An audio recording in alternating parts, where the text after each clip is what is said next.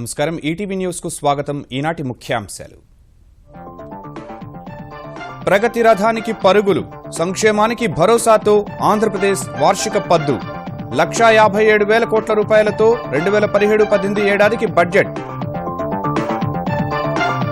అన్ని వర్గాల సంక్షేమానికి ప్రాధాన్యం, ఎస్సీ ఎస్టీ బీసీలకు 23,000 కోట్లపైనే నిధులు. 2017 జూన్ నాటికి పేదలకు 24 లక్షల ఎల్పీజీ కనెక్షన్లు. అత్యున్నత మౌలిక సదుపాయాల కల్పన వైపు అడుగులు, రాజధాని నిర్మాణానికి 1,061 కోట్లు, ఆకర్షణీయ నగరాల అభివృద్ధికి ప్రత్యేక నిధులు. 18,254 కోట్ల రూపాయలతో వ్యవసాయ బడ్జెట్, రైతు సంక్షేమానికి పెద్దపీట. సాగునీటి ప్రాజెక్టులకు 12,770 కోట్ల రూపాయలు.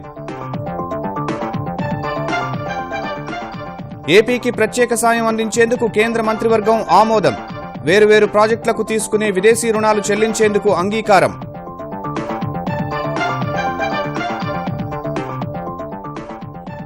ముందస్తు ఎన్నికలకు వెళ్లే ప్రసక్తే లేదని స్పష్టం చేసిన కేసీఆర్, అప్పులతో అభివృద్ధి చేయడంలో తప్పులేదని శాసనమండలిలో స్పష్టీకరణ.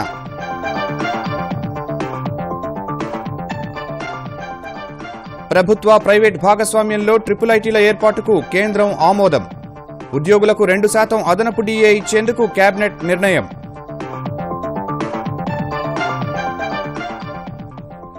ఐసీసీ చైర్మన్ పదవికి శశాంక్ మనోహర్ రాజీనామా, వ్యక్తిగత కారణాలే కారణమని లేఖలో వెల్లడి. ఆశ్చర్యం వ్యక్తం చేసిన బీసీసీఐ.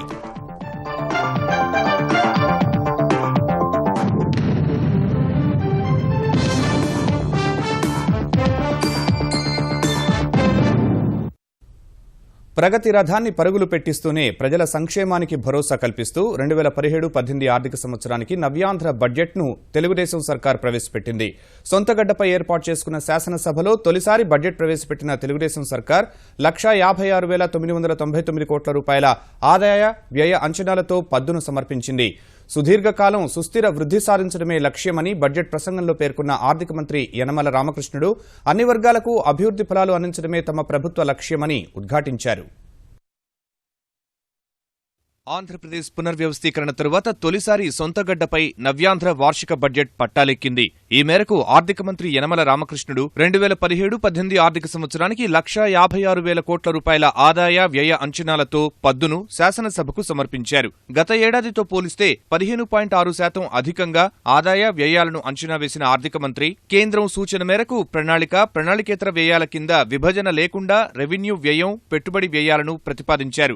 1,56,000 కోట్ల రూపాయల బడ్జెట్లో రెవెన్యూ వ్యయం 1,25,912 కోట్లు, పెట్టుబడి వ్యయం 23,078 కోట్ల రూపాయలు అంచనా వేశారు. రుణాల చెల్లింపుల కోసం 8,009 కోట్లు ప్రతిపాదించారు. ఈ వ్యయాలకు అవసరమైన నిధుల్లో రెవెన్యూ వసూళ్ల ద్వారా 1,25,496 కోట్లు, రుణాలు ఇతర మార్గాల్లో 31,492 కోట్ల రూపాయలు వస్తాయని ఆర్థిక మంత్రి అంచనా వేశారు. మొత్తం రెవెన్యూ వసూళ్లలో కేంద్ర ప్రభుత్వ పన్నుల్లో ఏపీ వాటా కింద 29,139 కోట్లు, కేంద్రం నుంచి వచ్చే గ్రాంట్లు 37,548 కోట్లు, రాష్ట్ర ప్రభుత్వ రెవెన్యూ వసూళ్లు 53,717 కోట్ల రూపాయలు ఉంటాయని యనమల లెక్కలేశారు. రాష్ట్ర ప్రభుత్వ రెవెన్యూ వసూళ్లలో అమ్మకం పన్ను ద్వారా 39,321 కోట్లు, ఎక్సైజ్ పన్ను రూపంలో 5,886 కోట్లు, మోటారు వాహనాల పన్నుల ద్వారా 2,950 కోట్లు, స్టాంపులు, రిజిస్ట్రేషన్ల ద్వారా 4,000 కోట్లు వస్తాయని అంచనా వేశారు. పన్నేతర ఆదాయం ద్వారా 5,092 కోట్లు రాబట్టగలమని లెక్కలు వేశారు. పన్నేతర ఆదాయంలో గనులు, ఖనిజాల ద్వారా 2,200 కోట్లు, అటవీ శాఖ ద్వారా 920 కోట్లు ఆదాయం ఉంటుందని అంచనా వేశారు. ఇక మొత్తం రెవెన్యూ వ్యయాల్లో ఉద్యోగుల జీతభత్యాలకు 37,166 కోట్లు, పింఛన్లకు 13,910 కోట్లు, వడ్డీలకు 14,768 కోట్లు, వేతనేతర అవసరాలకు 6,331 కోట్లు, నిర్వహణ కోసం 1,988 కోట్లు, సబ్సిడీలు, గ్రాంట్లకు 52,206 కోట్ల ఖర్చులు ప్రతిపాదించారు. ఈ అంచనాలతో విజన్ 2029 లక్ష్యాల్లో ఒకటైన 12% వార్షిక వృద్ధి రేటు సాధించేందుకు ప్రయత్నం చేస్తోందని ఆర్థిక మంత్రి యనమల చెప్పారు. ఇందుకోసం 7 మిషన్లు, 5 గ్రిడ్లు, 5 రకాల ప్రచార కార్యక్రమాలతో అన్ని రంగాలను ప్రగతి పదంలో నడిపిస్తూ ప్రజల జీవన ప్రమాణాలు పెంచేందుకు కృషి చేస్తున్నట్టు యనమల వివరించారు. ముందస్తు అంచనాల ప్రకారం 2016-17లో 11.61% వృద్ధి సాధించగలిగాము. విజన్ 2029 ప్రకారం ప్రతి ఏడాది 12% వృద్ధి రేటు ప్రభుత్వం లక్ష్యంగా నిర్దేశించుకుంటున్నది. ముందస్తు అంచనాల ప్రకారం వ్యవసాయ సంబంధిత రంగాలు కలిపి 2016-17లో 14.03% అద్భుతమైన వృద్ధి రేటును నమోదు చేశాయి. పారిశ్రామిక రంగం 10.05%, సేవారంగం 10.16% వృద్ధి చెందాయి. రానున్న కాలంలో కూడా ఈ వృద్ధి రేటు ఇదే విధంగా నిలకడగా కొనసాగించడానికి మేము కృషి చేస్తున్నాము. 2017-18 ఆర్థిక సంవత్సరానికి రెవెన్యూ వ్యయం 1,25,912 కోట్లు, రెవెన్యూ వసూళ్లు 1,25,496 కోట్లు కాగా రెవెన్యూ లోటు 416 కోట్ల రూపాయలు ఉంటుందని లెక్క తేల్చారు. ద్రవ్యలోటు 23,054 కోట్ల రూపాయలుంటుందని అంచనా వేసిన ఆర్థిక మంత్రి 2017-18 ఆర్థిక సంవత్సరానికి రాష్ట్ర స్థూల ఉత్పత్తి 7,68,546 కోట్లకు చేరుతుందని అంచనా వేశారు. మొత్తం జీఎస్డీపీలో రెవెన్యూ లోటు 0.05% ఉండగా ఆర్థిక లోటు ఎఫ్ఆర్బీఎం పరిమితికి లోబడి 3% పరిమితం చేసినట్టు వివరించారు. నవ్యాంధ్రలో ప్రవేశపెట్టిన తొలి బడ్జెట్ను భారీగా తీర్చిదిద్దిన ప్రభుత్వం పలు కొత్త పథకాలకు నిధులు కేటాయించింది. తెలుగుదేశం పార్టీ ఎన్నికల ప్రణాళికలో ప్రకటించిన నిరుద్యోగ భృతి, అన్న క్యాంటీన్ల ఏర్పాటుకు నిధులు ప్రతిపాదించింది. తొలిసారిగా ఆర్థికంగా వెనుకబడిన వారి అభ్యున్నతికి ప్రత్యేకంగా నిధులు కేటాయించిన ఏపీ సర్కార్ అణగారిన, వెనుకబడిన మైనార్టీ వర్గాల సంక్షేమానికి బడ్జెట్లో నిధులు భారీగా పెంచింది.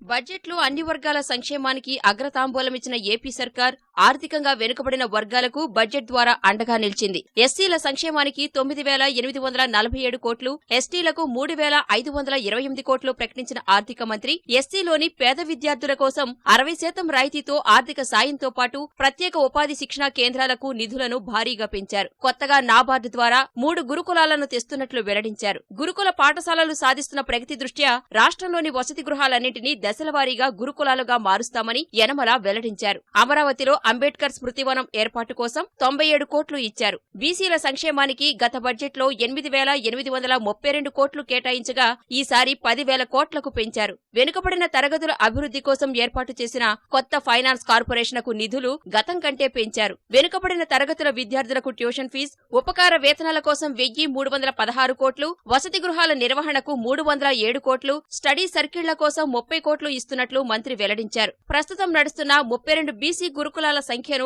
41కి పెంచుతున్నట్లు తెలిపారు. వెనుకబడిన తరగతుల కోసం జూనియర్ కళాశాలలు ప్రారంభిస్తామన్నారు. విద్యార్థులు విదేశాల్లో చదివేందుకు ఎన్టీఆర్ విదేశీ విద్యాధరణ పథకానికి నిధులను 10 లక్షల నుంచి 79 కోట్లకు పెంచారు. బీసీ కార్పొరేషన్కు 615 కోట్లు కేటాయించారు. బ్రాహ్మణ కార్పొరేషన్కు 72 కోట్లు, కాపు కార్పొరేషన్కు 1000 కోట్లు ఇస్తున్నట్లు యనమల వెల్లడించారు. ఇదే సమయంలో కొన్ని కొత్త పథకాలను ప్రతిపాదించిన మంత్రి ఎన్నికల ప్రణాళికలో ప్రకటించిన నిరుద్యోగ భృతికి చోటు కల్పించారు. ఇందుకోసం 500 కోట్లు కేటాయించిన ఆయన త్వరలో విధి విధానాలు ఖరారు చేస్తామన్నారు. అన్నా క్యాంటీన్ల కోసం 200 కోట్లు ప్రతిపాదించారు. ఆర్థికంగా వెనుకబడిన వర్గాలను ఆదుకునేందుకు రాష్ట్ర చరిత్రలో తొలిసారిగా ఈబీసీ కార్పొరేషన్ ఏర్పాటు చేయనున్నట్లు వెల్లడించిన ఆయన అందుకు 60 కోట్లు ఇస్తామని చెప్పారు. ఆర్థికంగా వెనుకబడిన వర్గాలకు ఉపకార వేతనాలు అందించేందుకు, వివిధ పథకాలు అమలు చేసేందుకు 695 కోట్లు కేటాయించారు. మైనార్టీల అభ్యున్నతికి 840 కోట్లు కేటాయించిన యనమల అల్పసంఖ్యాక వర్గాల విద్యా కార్యక్రమాల కోసం 260 కోట్లు, అర్హులైన విద్యార్థులందరికీ ఉపకార వేతనాల కోసం 240 కోట్లు, విదేశీ విద్య కోసం 10 కోట్లు, మైనార్టీ యువతుల వివాహ ఖర్చుల కోసం 60 కోట్లు ప్రతిపాదించారు. స్త్రీ, శిశువులు, దివ్యాంగులు, వృద్ధుల సంక్షేమం కోసం 1,773 కోట్లు కేటాయించారు. జూన్ 2017 నాటికి ఎల్పీజీ సదుపాయం లేని పేదలకు 24 లక్షల కనెక్షన్లు ఇస్తామని చెప్పారు. ప్రపంచ స్థాయి రాజధాని నిర్మాణం సహా అత్యున్నత మౌలిక సదుపాయాల కల్పన దిశగా బడ్జెట్లో అడుగులు పడ్డాయి. రాజధానిలో శాశ్వత భవన నిర్మాణాలు, ఇతర సదుపాయాల కోసం 1000 కోట్లకు పైగా నిధులు కేటాయించిన సర్కార్ హట్కో సహా ప్రపంచ బ్యాంక్ నుంచి పెద్ద ఎత్తున నిధుల సమీకరణకు కార్యాచరణ ప్రకటించింది. అదే సమయంలో ఆకర్షణీయ నగరాలు, పురపాలికల అభివృద్ధి కోసం కట్టుబడి ఉన్నట్లు ఆర్థిక మంత్రి స్పష్టం చేశారు. ఫైబర్ గ్రిడ్ సహా పెద్ద ఎత్తున రహదారుల విస్తరణ, గృహ నిర్మాణ ప్రాజెక్టుల పూర్తికి చెప్పుకోదగ్గ స్థాయిలో నిధులు ప్రతిపాదించారు.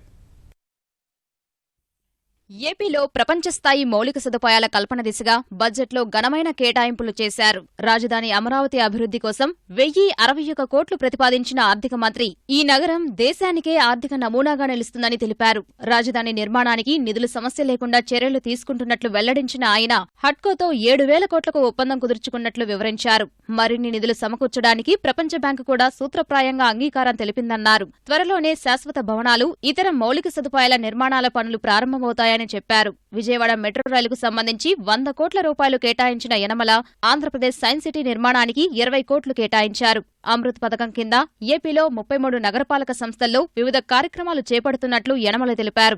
జాతీయ స్మార్ట్ సిటీ మిషన్ కింద విశాఖ, కాకినాడ, తిరుపతి నగరాలను అభివృద్ధి చేయడం సహా రాష్ట్ర ప్రభుత్వం అదనంగా 13 స్మార్ట్ సిటీలను అభివృద్ధి చేస్తున్నట్లు ఆర్థిక మంత్రి వివరించారు. పట్టణాభివృద్ధి శాఖకు 5,207 కోట్లు కేటాయించారు. మౌలిక వసతుల కల్పనలో భాగంగా 100% విద్యుదీకరణ లక్ష్యాన్ని అందుకున్నట్లు వివరించిన యనమల తక్కువ ధరకే 15 MBPS సామర్థ్యం కలిగిన అంతర్జాలం, 200 ఛానళ్లతో టెలివిజన్, టెలిఫోన్ సేవలు అందించే ఫైబర్ గ్రిడ్ పథకాన్ని త్వరలోనే రాష్ట్ర వ్యాప్తంగా విస్తరిస్తామని తెలిపారు. కాకినాడ నుంచి శ్రీకాకుళం దాకా గ్యాస్ పైప్లైన్ ఏర్పాటు చేస్తున్నట్టు చెప్పారు. కాకినాడ, పుదుచ్చేరి మధ్య అంతర్రాష్ట్ర జలమార్గాలను పునరుద్ధరించడానికి చర్యలు ఊపందుకున్నాయన్న ఆయన జలమార్గాల అథారిటీకి భూసేకరణ విషయంలో సహకరిస్తున్నట్లు పేర్కొన్నారు. విద్యుత్, ఇంధన శక్తి, మౌలిక సదుపాయాల కల్పన, వ్యవసాయ రంగంలో విద్యుత్ వినియోగానికి 4,311 కోట్లు ప్రతిపాదించారు. 2017-18 ఏడాదిలో 6,800 కిలోమీటర్ల మేర సింగిల్ లైన్ ఉన్న రాష్ట్ర హైవేలలో 1000 కిలోమీటర్ల మేర 2 లైన్ల రహదారులుగా మార్చాలని లక్ష్యంగా పెట్టుకున్నట్లు వివరించిన యనమల రహదారుల నిర్వహణ కోసం 1,102 కోట్లు ప్రతిపాదించారు. చంద్రన్న బాట పేరిట గ్రామీణ రహదారుల అభివృద్ధికి 197 కోట్లు ఇస్తామని తెలిపారు. మొత్తం రహదారులు, భవనాల శాఖకు 4,041 కోట్లు కేటాయించారు. ఉపాధి హామీ కింద పంట సంజీవని కార్యక్రమం చేపట్టిన ఏపీ సర్కారు పంట కుంటలు, వ్యక్తిగత మరుగుదొడ్లు, రహదారుల పక్కన మొక్కల పెంపకం, వర్మీ కంపోస్టు తయారీ వంటి పనులు చేస్తుండగా ఇందుకు బడ్జెట్లో 100 కోట్లు కేటాయించారు. వాటర్ షెడ్ పథకాల అభివృద్ధికి 198 కోట్లు, గ్రామీణ నీటి సరఫరాకు 1,575 కోట్లు ప్రతిపాదించిన యనమల ఎన్టీఆర్ సుజల స్రవంతి పథకానికి 100 కోట్లు కేటాయించారు. ఎన్టీఆర్ గ్రామీణ గృహ నిర్మాణ పథకం, ఎన్టీఆర్ పట్టణ గృహ నిర్మాణ పథకం, ప్రధానమంత్రి ఆవాస్ యోజన పథకాల కింద పెద్ద సంఖ్యలో ఇళ్లు నిర్మించి పేద, మధ్యతరగతి ప్రజల సొంతింటి కల నెరవేరుస్తామని చెప్పారు. ఇందుకు 1,457 కోట్లు ప్రతిపాదించారు. చంద్రన్న చేయూత ద్వారా డ్వాక్రా మహిళా బృందాలకు 1,600 కోట్లు కేటాయించిన మంత్రి ఈ ప్రగతిలో భాగంగా రవాణా శాఖ అందిస్తున్న 83 రకాల సేవలను రాష్ట్రమంతటికీ విస్తరిస్తామని చెప్పారు. క్రీడల అభివృద్ధికి పెద్దపీట వేసిన యనమల మౌలిక సదుపాయాల కల్పన కోసం శాప్కు 195 కోట్లు కేటాయించారు. ఏపీని పారిశ్రామికంగా అభివృద్ధి చేయాలన్న ప్రభుత్వ ఆకాంక్షకు అనుగుణంగా పారిశ్రామిక రంగానికి బడ్జెట్లో పెద్దపీట వేశారు. పరిశ్రమల శాఖకు గత ఏడాది కంటే 113% కంటే అధికంగా 2,086 కోట్లు కేటాయించిన యనమల కాయలా పడిన పరిశ్రమలకు జీవం పోయడం సహా మౌలిక వస్తువుల కోసం ప్రత్యేకంగా నిధులు ప్రతిపాదించారు. కృష్ణపట్నంలో కోస్టల్ ఎకనామిక్ జోన్ ఏర్పాటుకు చర్యలు చేపట్టారు. పాలనలో సాంకేతికతకు ప్రాధాన్యమిస్తూ ఏపీని ఐటీ గమ్యస్థానంగా మార్చే దిశగా ఆ శాఖకు నిధుల కేటాయింపులో ప్రాధాన్యమిచ్చారు. ఏపీలో పెట్టుబడిదారులకు సానుకూల వాతావరణం కల్పించేందుకు కట్టుబడి ఉన్నామన్న ప్రభుత్వం ఆ దిశగా బడ్జెట్లో గట్టి చర్యలే ప్రకటించింది. 2017 భాగస్వామ్య సదస్సు ద్వారా 10,54,000 కోట్ల పెట్టుబడులు, 22,34,000 ఉద్యోగాల కల్పనకు అవకాశం ఉందన్న ఆర్థిక మంత్రి యనమల వస్తు ఉత్పత్తి, మౌలిక వస్తువుల రంగాలకు ప్రత్యేకంగా కేటాయింపులు చేశారు. విశాఖ, చెన్నై పారిశ్రామిక కారిడార్కు 369 కోట్లు ప్రకటించారు. పెద్ద ఎత్తున పరిశ్రమలను ప్రోత్సహించేందుకు త్వరలోనే పారిశ్రామిక అభివృద్ధి ప్రాధికార సంస్థ ఏర్పాటు చేయనున్నట్లు వెల్లడించిన ఆయన సూక్ష్మ, చిన్న తరహా పరిశ్రమలతో పాటు కాయిలా పడిన వాటి పునరుద్ధరణకు 125 కోట్లు కేటాయించారు. వెనుకబడిన ప్రాంతాల్లో పారిశ్రామిక అభివృద్ధికి, ఉపాధికి ప్రత్యేక శ్రద్ధ చూపారు. ఉత్తరాంధ్ర, రాయలసీమలో ఆహార శుద్ధి పరిశ్రమలు ఏర్పాటు చేస్తున్నట్టు తెలిపిన మంత్రి కృష్ణపట్నంలో తీర ఆర్థిక అభివృద్ధి మండలి ఏర్పాటుకు చర్యలు తీసుకుంటున్నామని చెప్పారు. మొత్తంగా పరిశ్రమల శాఖకు 2,086 కోట్లు కేటాయించారు. ఏపీలో ఐటీ అభివృద్ధికి చర్యలు చేపట్టనున్నట్లు వెల్లడించిన ఆయన 2 ఇంక్యుబేషన్ టవర్ల ద్వారా 33 స్టార్టప్ కంపెనీలను ప్రోత్సహిస్తున్నట్లు వివరించారు. ఈ ఏడాది 570 కోట్ల రూపాయల మేర ఎగుమతులవుతాయని అంచనా వేసిన యనమల ఐటీ శాఖకు 364 కోట్లు కేటాయించారు. ఉపాధి కల్పన, శిక్షణ, నైపుణ్యాభివృద్ధిలో భాగంగా ఏపీ నైపుణ్యాభివృద్ధి సంస్థ ద్వారా 151,311 మందికి శిక్షణ ఇవ్వగా 36,940 మందికి ఉపాధి లభించిందని వెల్లడించారు. ప్రభుత్వ, ప్రైవేటు భాగస్వామ్యంతో 31 పారిశ్రామిక శిక్షణ సంస్థలను అభివృద్ధి చేస్తున్నట్లు వెల్లడించిన యనమల నైపుణ్యాభివృద్ధి శాఖకు 398 కోట్లు ప్రతిపాదించారు. పర్యాటక అభివృద్ధిలో భాగంగా బాపు మ్యూజియం, అమరావతి గణ వారసత్వ కేంద్రం, కాకినాడ ఆంధ్ర సాహిత్య పరిషత్లను అభివృద్ధి చేయాలని నిర్ణయించినట్లు యనమల వెల్లడించారు. 2017-18 ఆర్థిక సంవత్సరంలో పర్యాటక రంగ అభివృద్ధికి 285 కోట్లు, తెలుగు భాషాభివృద్ధి ప్రోత్సాహం కోసం 72 కోట్లు కేటాయించారు. ఆంధ్రప్రదేశ్లో కరువుకు ఆస్కారమే లేకుండా చేస్తామని చెప్పిన తెలుగుదేశం సర్కార్ ఈ బడ్జెట్లో సాగునీటి రంగానికి 12,770 కోట్ల రూపాయలు కేటాయించింది. గత ఏడాదితో పోల్చితే ఈ శాఖకు 60% కేటాయింపులు పెంచిన సర్కార్ రాయలసీమ సహా వెనుకబడిన ఉత్తరాంధ్ర జిల్లాలు, ప్రకాశం జిల్లాను సస్యశ్యామలం చేస్తామని హామీ ఇచ్చింది. సాగునీటి రంగానికి అధిక ప్రాధాన్యత ఇస్తున్న ఏపీ సర్కార్ ఈ ఏడాది సాగునీటి రంగానికి 12,770 కోట్లు కేటాయించింది. డెల్టా వ్యవస్థను ఆధునీకరించడం సహా తూర్పుగోదావరి జిల్లాలో 2,15,000 ఎకరాలకు సాగునీరిచ్చే పురుషోత్తమ ఎత్తిపోతల పథకాన్ని ఈ ఖరీఫ్ సమయానికి పూర్తి చేస్తామని తెలిపింది. తోటపల్లి ప్రాజెక్టు, గాలేరు, నగరి, సుజలా స్రవంతి మొదటి దశ, హంద్రినీవా, సుజలా స్రవంతి, వంశధార, రెండో స్థాయి రెండో దశ పథకం సహా పోలవరం ఎడమకాల్వ పథకాల్ని 2017 జూన్ నాటికి పూర్తి చేయాలని నిర్దేశించింది. పశ్చిమ గోదావరి, కృష్ణా జిల్లాల్లో 2 లక్షల ఎకరాలకు సాగునీరు అందించే చింతలపూడి ఎత్తిపోతల పథకాన్ని చేపట్టినట్లు తెలిపిన యనమల, పోలవరం హెడ్స్ వర్క్ నిర్మాణం 2018కి పూర్తవుతుందని ప్రకటించారు. చిన్న, మధ్య తరహా నీటిపారుదల ప్రాజెక్టులపై దృష్టి సారించిన ప్రభుత్వం Andhra Pradesh irrigation livelihood improvement project 2వ దశ కింద 20 భారీ మధ్య తరహా సాగునీటి పథకాలు, 445 చిన్న తరహాల చెరువుల పునరుద్ధరణ చేపట్టనున్నట్లు తెలిపింది. మరో 1,200 చెరువులు ఆధునికీకరణకు నిధులు కేటాయించింది. వ్యవసాయం, అనుబంధ రంగాల అభివృద్ధి లక్ష్యంగా మరోసారి ప్రత్యేక బడ్జెట్ ప్రవేశపెట్టిన ఏపీ సర్కార్ రైతులకు ఆదాయం పెంచడమే ధ్యేయమని స్పష్టం చేసింది.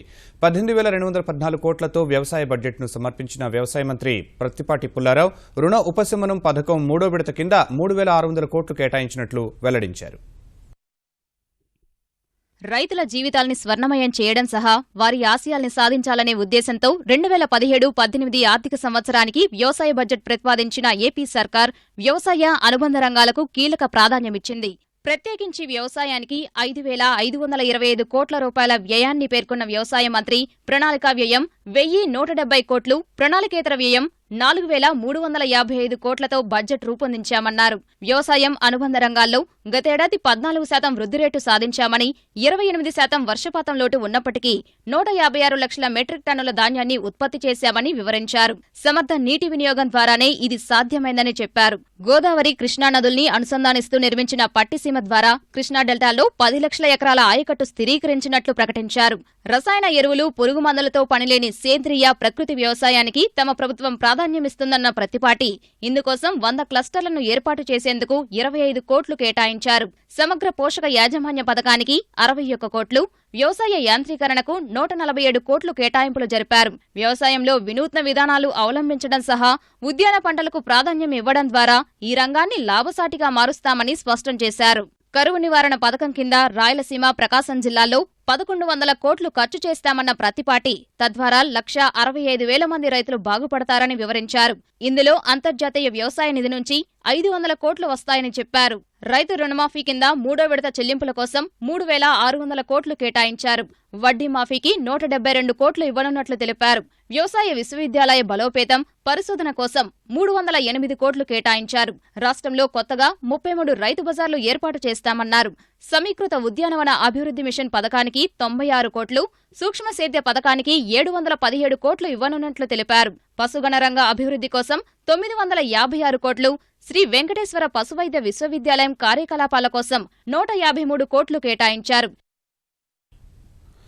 జనాకర్షణకు ప్రాధాన్యం ఇవ్వకుండా ఆర్థిక సంస్కరణల ఫలాలు అట్టడుగు స్థాయికి చేరేలా ఆంధ్రప్రదేశ్ వార్షిక బడ్జెట్ రూపొందిందని ముఖ్యమంత్రి చంద్రబాబు తెలిపారు.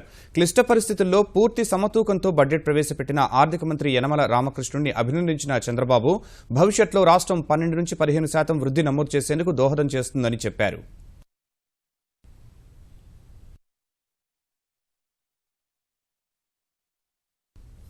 ముందస్తు ఎన్నికల కోసమే బడ్జెట్లో సంక్షేమ, అభివృద్ధి రంగాలకు ప్రభుత్వం అధిక ప్రాధాన్యం ఇచ్చారన్న ప్రచారాన్ని ముఖ్యమంత్రి కేసీఆర్ కొట్టిపారేశారు. షెడ్యూల్ ప్రకారమే ఎన్నికలకు వెళ్తామన్న ఆయన రాష్ట్రాన్ని అప్పుల ఊబిలోకి నెడుతున్నారనే విమర్శల్లో అర్థం లేదన్నారు. ప్రభుత్వంపై నిరాధార ఆరోపణలు చేసేవారు వాటిని నిరూపించుకుంటే చర్యలు తీసుకునే విధంగా చట్టం తీసుకువస్తామన్నారు. శాసనమండలిలో గవర్నర్ ప్రసంగానికి ధన్యవాదాలు తెలిపే తీర్మానంపై చర్చకు జవాబు చెప్పిన ముఖ్యమంత్రి కేసీఆర్ ప్రజల సంక్షేమమే ధ్యేయంగా ప్రభుత్వం అడుగులు వేస్తోందన్నారు. ఒక్క సంక్షేమంపైనే 36,000 కోట్లు ఖర్చు పెడుతున్నట్టు చెప్పిన కేసీఆర్ ఆసరా పింఛన్లు, ప్రసూతి మహిళలకు 12,000 నగదు, కళ్యాణ లక్ష్మి కింద ఆర్థిక సాయం 75,116కు పెంచిన విషయాన్ని గుర్తు చేశారు. ప్రస్తుతం చేపట్టిన సాగునీటి ప్రాజెక్టులు పూర్తయితే సాగునీటి సమస్య, మిషన్ భగీరథ పూర్తయితే తాగునీటి సమస్య లేకుండా పోతుందన్న కేసీఆర్ తెలంగాణలో విద్యుత్ సమస్యను పూర్తిగా లేకుండా చేశామని వివరించారు. గ్రామీణ ఆర్థిక వ్యవస్థను పరిపుష్టం చేసే ఉద్దేశంతోనే 4 లక్షల యాదవులకు 88 లక్షల గొర్రెలు, మత్స్యకారుల కోసం ప్రత్యేక చర్యలు, ఎంబీసీల కోసం ప్రత్యేక కార్పొరేషన్ ఏర్పాటు చేయాలనే నిర్ణయం తీసుకున్నట్టు వివరించారు. అన్ని వర్గాలకు మేలు చేయాలనే ఉద్దేశంతోనే అభివృద్ధి పథకాల కోసం అప్పులు చేస్తున్నట్టు తెలిపారు. అప్పులు చేయకపోతేనే ప్రోగ్రెస్ లేని గవర్నమెంట్ అధ్యక్ష. విజ్డమ్ ఆఫ్ ఎకానమీ, తెలివి కావాలా, ఆలోచించాలి. అప్పు లభించే అవకాశం ఉండి అప్పు తెచ్చి కనుక అభివృద్ధి చేయకపోతే అది సన్నాసి ప్రభుత్వం కింద లెక్క. మేము 60 ఏళ్లలో చేసినంత అప్పు మీరు 2 ఏళ్లలో చేసినట్టు. నేను మనవి చేసేది ఏంటంటే అధ్యక్ష, Nagarjuna Sagar project original estimated cost 92 కోట్లు. అదే నాగార్జున సాగర్ ఇయ్యాల కట్టానంటే 92,000 కోట్లు కూడా సరిపో. ఫ్రమ్ మియర్ 92 crores ఈ రోజు 92,000 కోట్లు కూడా సరిపో. మీరు చేసిన 60,000 కోట్లు 6 లక్షల కోట్ల అప్పుకు సమానం ఇవ్వాలి. దిస్ ఫైనాన్షియల్ ఇయర్ మనం చెల్లించబోతున్న అప్పు 20,000 కోట్ల అధ్యక్ష. తెలంగాణలో రాజకీయ అవినీతికి ఆస్కారం లేకుండా చేశామన్న కేసీఆర్ ప్రభుత్వంపై అవినీతి ఆరోపణలు చేస్తున్న వారు వాటిని నిరూపించాలని, లేదంటే చర్యలు తప్పవని స్పష్టం చేశారు. మిషన్ భగీరథ అంటే కమిషన్ భగీరథ అంటే, మిషన్ కాకతీయ అంటే కమిషన్ కాకతీయ. వాళ్ళ తప్పులేదు అధ్యక్ష, వాళ్ళ జమానంతా అదే ఉంది. ఒక చట్టం కూడా చేయబోతున్నాం సబ్బీర్ అలీ గారు. ఫాల్స్ అలిగేషన్స్ చేస్తే డెఫినెట్లీ సీరియస్ యాక్షన్ తీసుకునే పద్ధతిగా ప్రూవ్ ఆర్ పెరిష్. ఎస్సీ ఎస్టీల ఫండ్స్ డైవర్ట్ చేసినారని సబ్బీర్ అలీ గారు మంచి పకడ్బందీ చట్టం తేవాలని చెప్పి నిర్ణయం చేసినాం అధ్యక్ష. తమ ఆమోదంతో ఈ సభలోనే ఇప్పుడు ఇంట్రడ్యూస్ చేయబోతా ఉన్న బిల్లు బహుశా నిన్న ఫైనల్ చేసినని అనుకుంటా ఉన్నా. 2-3 రోజుల్లో ఆ బిల్లు నేనే మూవ్ చేస్తా అధ్యక్ష. తెలంగాణ నుంచి 75,000 కోట్ల విలువైన ఐటీ ఎగుమతులు జరుగుతున్నాయని చెప్పిన కేసీఆర్ టీఎస్ ఐపాస్ ద్వారా పారిశ్రామికవేత్తలు తెలంగాణకు తరలి వస్తున్నారని చెప్పారు. ఐటీ, పారిశ్రామిక రంగాల్లో తెలంగాణ శరవేగంగా దూసుకెళ్తోందని తెలంగాణ ఐటీ శాఖ మంత్రి కేటీఆర్ స్పష్టం చేశారు. పరిశ్రమలు, ఐటీ ప్రాజెక్టులకు సంబంధించి అడిగిన ప్రశ్నకు సమాధానమిచ్చిన మంత్రి ఐటీ రంగానికి సంబంధించి తెలంగాణలో ప్రత్యక్షంగా 25,611 మంది ఉపాధి లభించినట్టు చెప్పిన ఆయన 40 కొత్త ప్రాజెక్టులు వచ్చినట్టు వివరించారు. 16,526 కొత్త పరిశ్రమలు రాగా 2,95,429 మందికి ఉపాధి లభించిందని కేటీఆర్ తెలిపారు. 31 ఐటీ, 175 ఇతర పరిశ్రమలు ఏర్పాటు దశలో ఉన్నట్టు వివరించారు. ద్వితీయ శ్రేణి నగరాలకు ఐటీని విస్తరిస్తున్నామన్న మంత్రి త్వరలోనే వరంగల్, కరీంనగర్, ఖమ్మంలో ఐటీ ఇంక్యుబేషన్ కేంద్రాలు ఏర్పాటు చేస్తున్నామని మండలిలో వెల్లడించారు. మిర్యాలగూడ, రామగుండంలో ఆటో పార్కులు, జనగామ, రంగారెడ్డి, సిరిసిల్ల, రాజన్న జిల్లాల్లో ఫుడ్ ప్రాసెసింగ్ పార్కులు ఏర్పాటు చేస్తామన్నారు. ఐటీ రంగంలో 75,000 కోట్ల ఎగుమతులతో హైదరాబాద్ దేశంలోనే ద్వితీయ స్థానంలో ఉందని వివరించారు. ఆంధ్రప్రదేశ్కు ప్రత్యేక హోదా కల్పించాలనే డిమాండ్ బలంగా వినిపించిన వేళ ప్రత్యేక సాయం కింద అందించే సదుపాయాలకు కేంద్ర మంత్రివర్గం ఆమోదం తెలిపింది. 2014 ఏప్రిల్ 1 నుంచి పోలవరం ప్రాజెక్టు నిర్మాణానికి అయ్యే ఖర్చును 100% భరించేందుకు అంగీకరించింది. ఈ ప్రాజెక్టును కేంద్రం తరపున ఆంధ్రప్రదేశ్ ప్రభుత్వం చేపడుతుందని పేర్కొంది. అయితే సమన్వయం, నాణ్యత పర్యవేక్షణ, అనుమతులకు సంబంధించిన అంశాలను కేంద్ర జలవనరుల శాఖ పరిధిలోని పోలవరం అథారిటీ పర్యవేక్షిస్తుందని పేర్కొంది. కేంద్ర ప్రాయోజిత పథకాల ద్వారా లభించే నిధులను ప్రత్యేక హోదా కలిగిన రాష్ట్రాల తరహాలో ఏపీకి 90-10 నిష్పత్తి కింద పరోక్షంగా అందించేందుకు అంగీకరించింది. ఈ సదుపాయం 2015-16 ఆర్థిక సంవత్సరం నుంచి 2019-20 ఆర్థిక సంవత్సరం వరకు వర్తిస్తుందని కేంద్రం తెలిపింది. కేబినెట్ నిర్ణయంపై కేంద్ర మంత్రి వెంకయ్యనాయుడు హర్షం వ్యక్తం చేశారు. ఏదైతే ప్రత్యేక హోదా ఇస్తే 60-40% అంటే కేంద్ర ప్రభుత్వ పథకాల యొక్క దామాషా ఏదైతుందో దాన్ని 90-10 కింద ప్రత్యేక రాష్ట్ర హోదా ఉన్నప్పుడు వస్తుంది. దాన్ని పరిగణలోకి తీసుకొని అది ఒక 2,000, 2,500 కోట్లు, 3,000 అంతకన్నా ఎక్కువైనా ఉండొచ్చు అని అంచనాకు వచ్చిన తర్వాత అలా ఒక రాష్ట్రానికి ఇస్తే మిగతా రాష్ట్రాలు కూడా దాని మీద ఒత్తిడి తెస్తాయి. కాబట్టి దీనికి మేము ఎక్స్టర్నల్ ఎయిడ్ ప్రాజెక్ట్ అంటే విదేశ ఆర్థిక సహాయం ద్వారా తీసుకునే పథకాలు అవుతున్నాయో వాటిల్లో ఈ విధానాన్ని అవలంబిస్తామని చెప్పని 90-10 కింద అయ్యేంటి అదనపు ఏమవుతుందో దానికి విదేశ సహాయ ప్రాజెక్టు నుంచి ఆంధ్రప్రదేశ్కి వచ్చేట్టుగా చూస్తాం. ఆ కట్టవలసిన డబ్బు అవుతుందో తిరిగి కేంద్ర ప్రభుత్వం కడుతుందని చెప్పని ఒక నిర్ణయానికి రావడం జరిగింది. కేంద్ర ప్రభుత్వ ఉద్యోగులకు ఇటీవల ప్రకటించిన 2% కరవు భత్యానికి అదనంగా మరో 2% ఇచ్చేందుకు మంత్రివర్గం అంగీకరించింది. ఈ ఏడాది జనవరి 1 నుంచి ప్రభుత్వ ఉద్యోగులకు, పింఛనుదారులకు 4% DA అమల్లోకి రానుంది. మరోవైపు ట్రిపుల్-ఐటీ పబ్లిక్ ప్రైవేట్ భాగస్వామ్య బిల్లు 2017కు మంత్రివర్గం ఆమోదం తెలిపింది. ఈ మేరకు పీపీపీ ద్వారా ఏర్పాటైన 15 ట్రిపుల్-ఐటీలు డిగ్రీ పట్టా ఇవ్వనుండగా వీటికి జాతీయ స్థాయిలో గుర్తింపు లభించనుంది. ఈశాన్య రాష్ట్రం మణిపూర్లో తొలిసారి భాజపా నేతృత్వంలోని సంకీర్ణ ప్రభుత్వం కొలువుదీరింది. భాజపా శాసనసభాపక్ష నేత బీరేన్ సింగ్ మణిపూర్ ముఖ్యమంత్రిగా ప్రమాణ స్వీకారం చేశారు. బీరేన్ సింగ్ సహా 9 మంది మంత్రులతో గవర్నర్ నజ్మా హెప్తుల్లా ప్రమాణ స్వీకారం చేయించారు. నేషనల్ పీపుల్స్ పార్టీ ఎన్పీపీకి చెందిన జోయ్ కుమార్ మణిపూర్ ఉప ముఖ్యమంత్రిగా ప్రమాణ స్వీకారం చేశారు. మరో 7 మంత్రులుగా ప్రమాణ స్వీకారం చేశారు. అంతర్జాతీయ క్రికెట్ మండలి చైర్మన్ శశాంక్ మనోహర్ అనూహ్యంగా తన పదవికి రాజీనామా చేశారు. ఐసీసీకి తొలి స్వతంత్ర చైర్మన్గా 8 నెలల క్రితమే ఎన్నికైన మనోహర్ ఎలాంటి కారణాలు వెల్లడించకుండానే రాజీనామా చేశారు. 2 ఏళ్ల కాలపరిమితి ముగిసేందుకు ఇంకా 16 నెలల గడువు ఉండగానే రాజీనామా చేస్తూ ఐసీసీ సీఈఓ డేవ్ రిచర్డ్సన్కు లేఖ పంపించారు.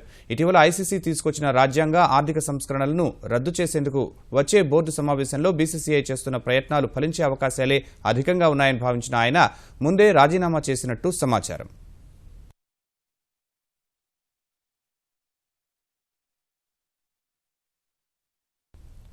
ఏటీవీ న్యూస్ సమాప్తం. నమస్కారం.